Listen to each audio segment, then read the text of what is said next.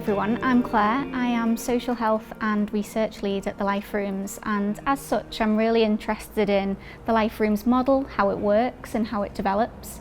And I'm here today with Michael, who's the Service Lead for Life Rooms, and we're going to talk a little bit about the Life Rooms model and how it's working and developing to hopefully bring you into those conversations too.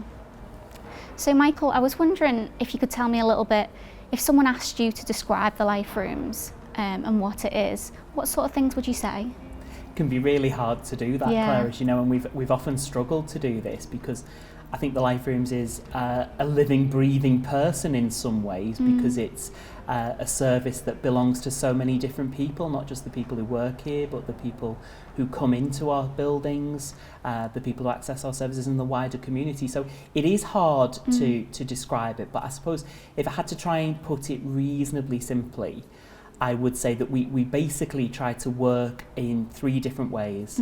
We provide opportunities for people to learn about managing and supporting their own health and well-being.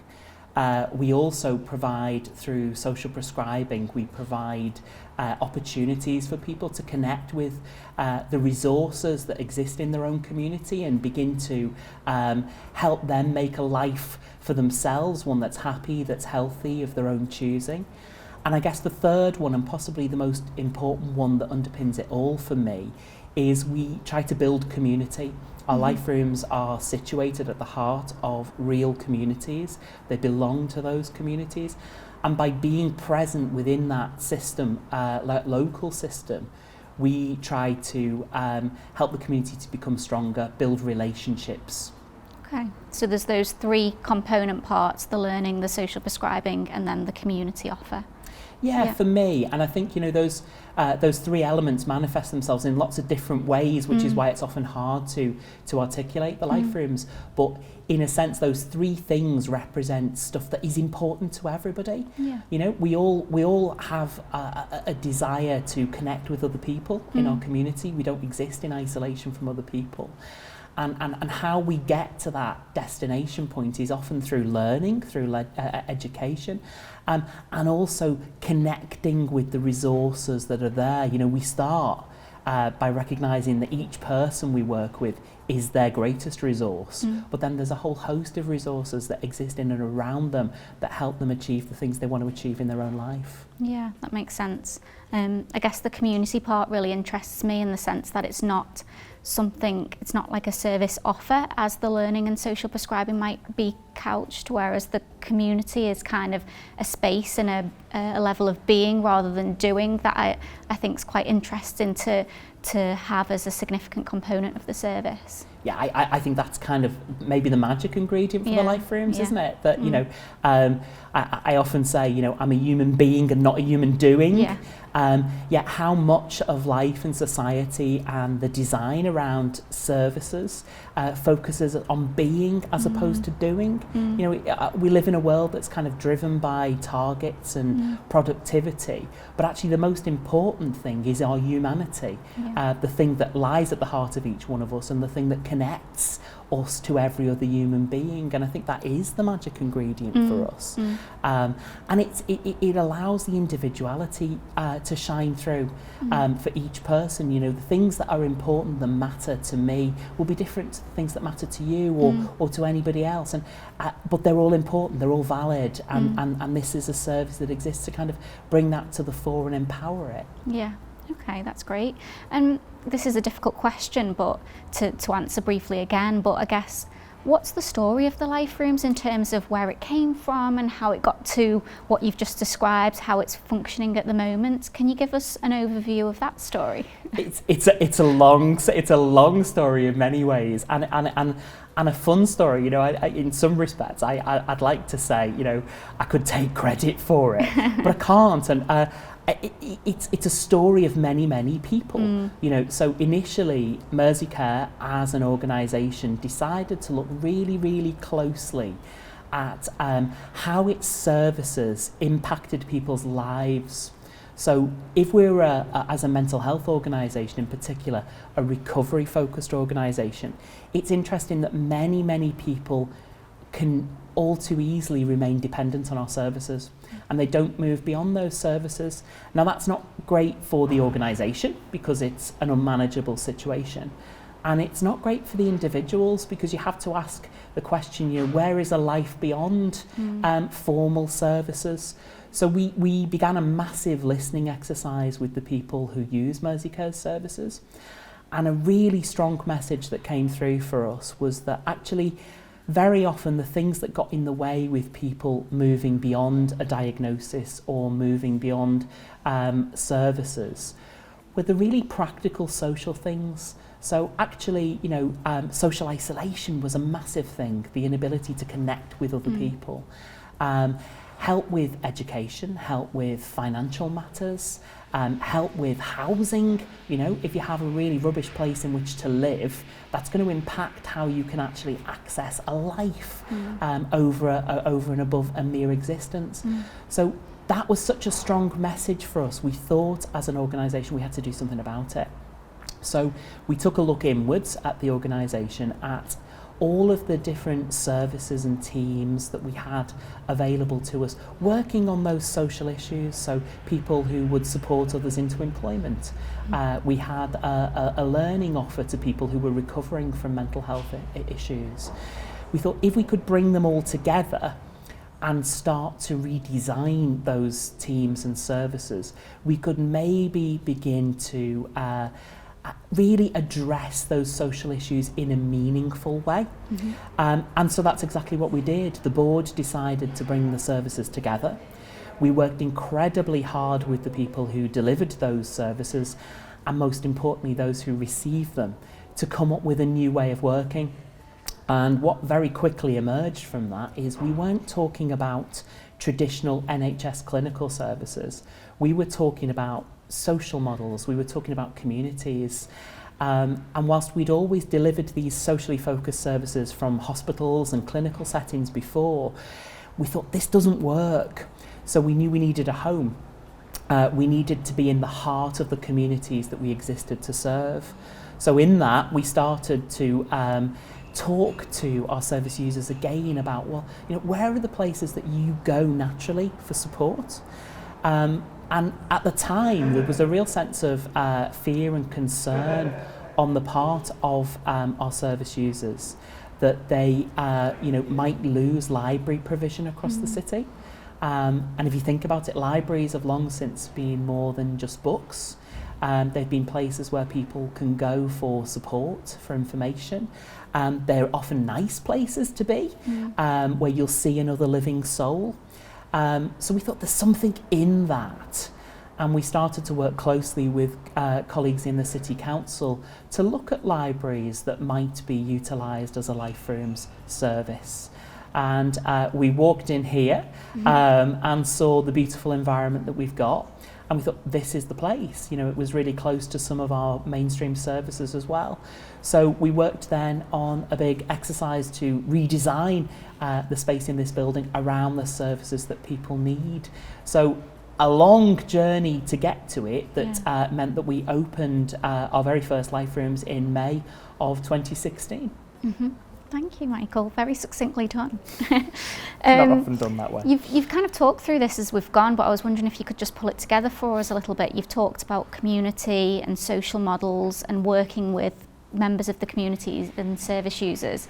But I was just wondering if you were to kind of describe some of the key principles of the Life Rooms, the key features of what makes a Life Rooms in terms of not the building or what it does, but the ethos and the principles. What sort of things would you bring up if you were asked that? I think the core of it all is humanity. We've touched on that already, Claire. I think we absolutely believe that every single person who walks through those doors is a unique human being. There's never been another one like them. There'll never be another one again. They are special. There is a dignity that goes with that has to be given attention, that has to be listened to. So fundamentally for me, it's that humanity that informs all of the other activity that happens in this place. So we start with that person.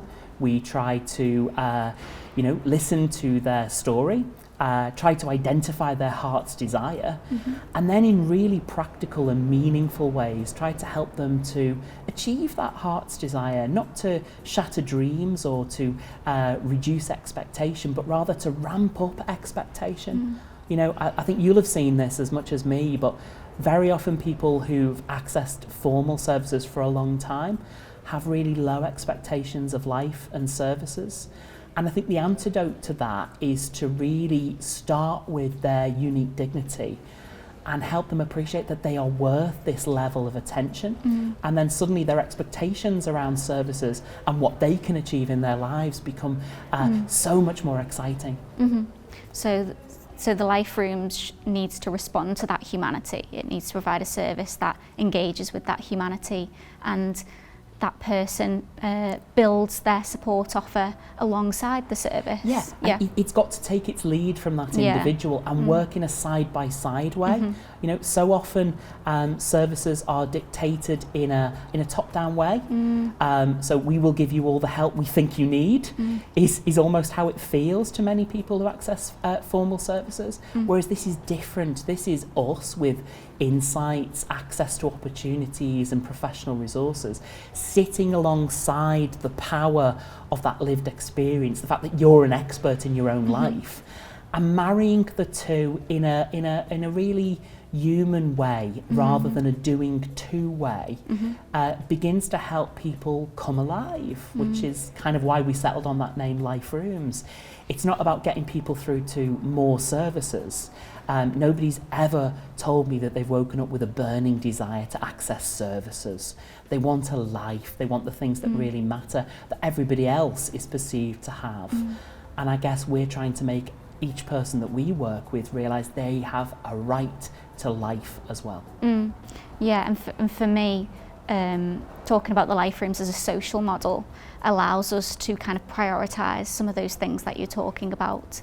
So I think that's a really important thing that you mentioned in terms of it being very much a social model and a model that prioritises those the humanity and the humanness and the social aspects of our lives and engages with them to support people appropriately. So Michael, one thing that you mentioned was around people's expectations and raising people's expectations. I think that's really important and really interesting. I was wondering in particular, we're sitting in this lovely Carnegie Library. Does the raising of expectations relate to the environment as well? Is that part of it? 100%. You know, as I said, people do often have low expectations of life and services. And I think not only in the way we work here at the Life Rooms are we trying to say you're worth the very best. We also do it in our environmental factors. So the building isn't just a place in which we do stuff. It's absolutely a partner in how we do things. So when you walk through that door, you should see that this is a place of beauty. Beauty and hope go hand in glove together. They're things that we should all believe are possible in our lives, and so often people have given up on that.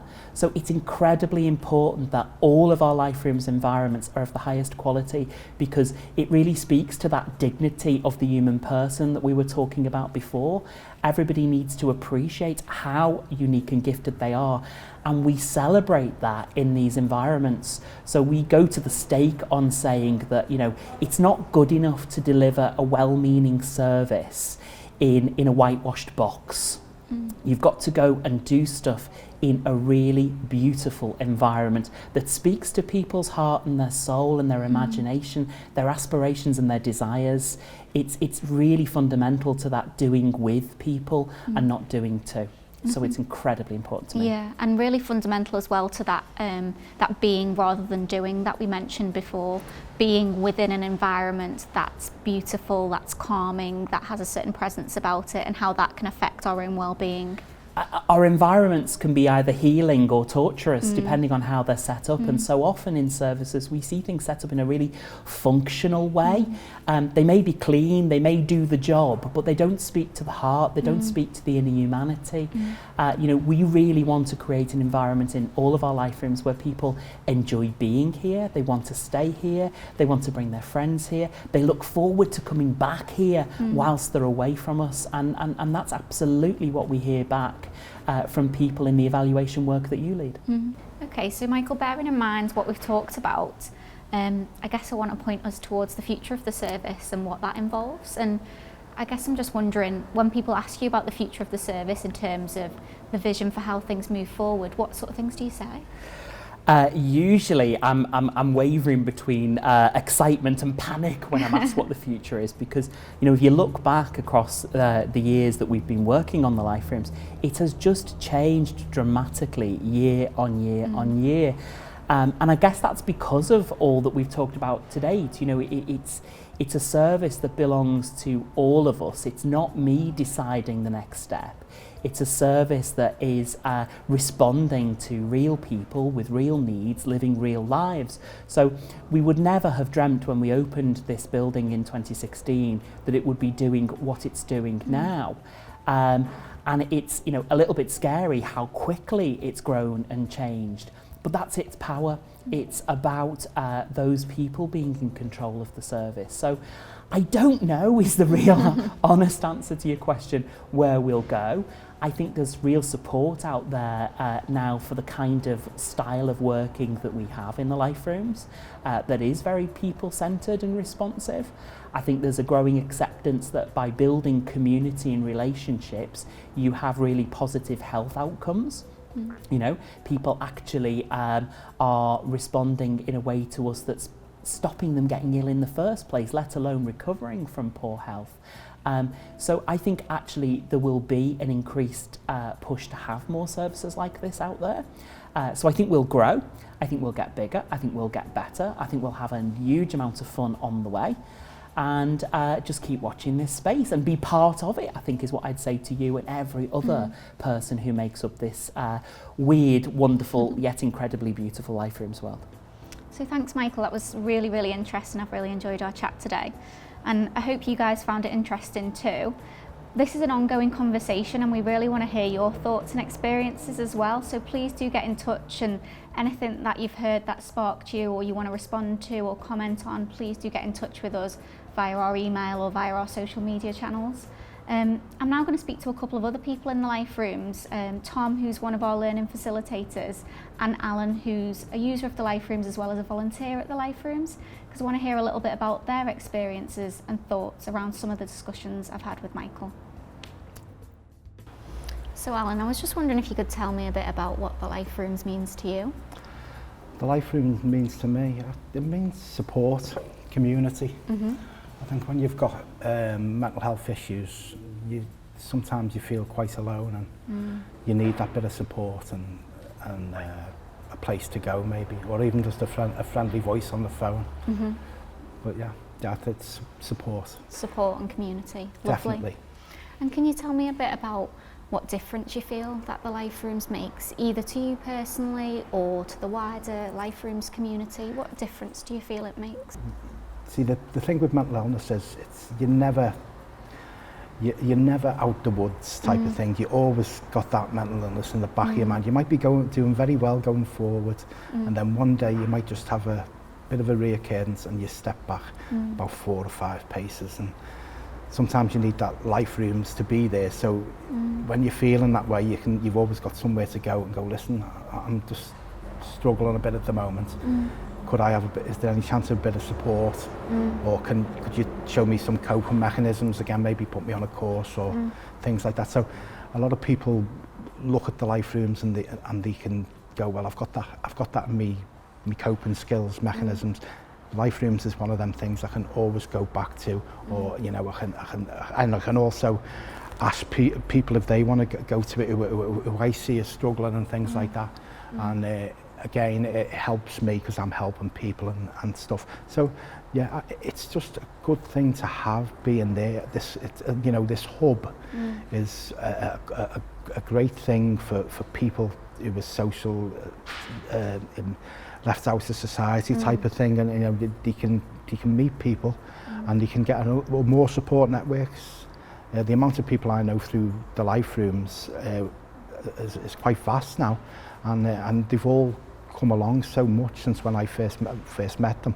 As I have come along so much since I started the Life Rooms over 3 years ago. So yeah, it's something that, well, put it this way, if it hadn't been for the life rooms, I don't think I'd be here now talking, you know, so that's how strongly I feel about it, how important it is. Thanks for sharing that, Alan. Thank you. So Tom, could you tell me a little bit about what the life rooms means to you? Yes. How long have you got? The life rooms means to me recovery. It means a real life change from. I a little bit of background, I suppose. I was a service user and then a volunteer, and then ended up getting a job actually with the life rooms, having had a bit of a mental health crisis. And to me, the life rooms means a second chance at life. Really, I just find everybody there so welcoming, and I've never experienced a place that's so inclusive and gives you such a sense of that you're able to be yourself.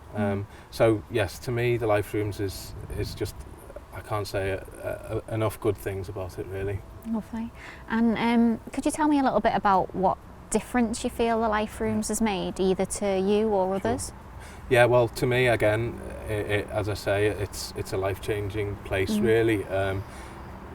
I kind of see my life before and after the life rooms, and afterwards it's been a lot better, and it's instilled a lot of hope in me, and I think that's what it does for other people as well. It gives them that hope that there is a future, and you know, it's this community hub that brings people together. It's a place where you can socialise, you can learn new skills, you can learn how to manage your mental health a little bit better.